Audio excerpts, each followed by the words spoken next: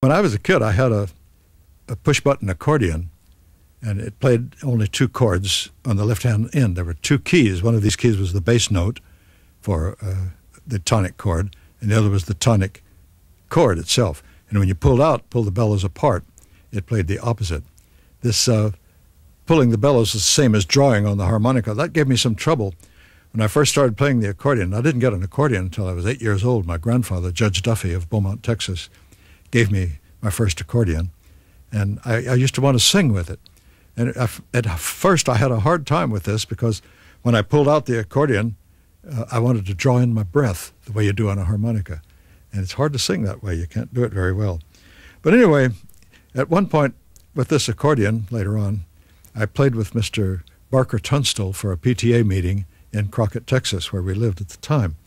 And Mr. Tunstall was an accomplished musician on a number of instruments. He ran a little second-hand store in town in Crockett and sold musical instruments along with a lot of other things, furniture and everything else.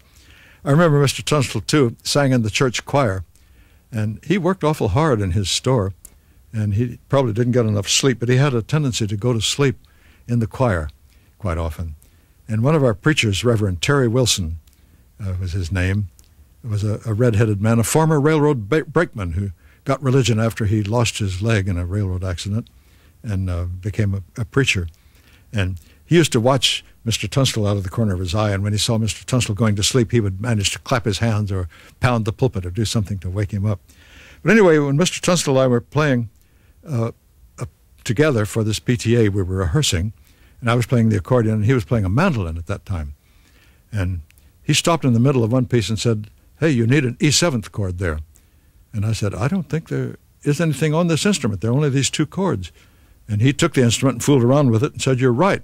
So we'll have to find a piece that only uses two chords." So he started playing a little tune, and I committed it to memory right away. He didn't give me the name of it.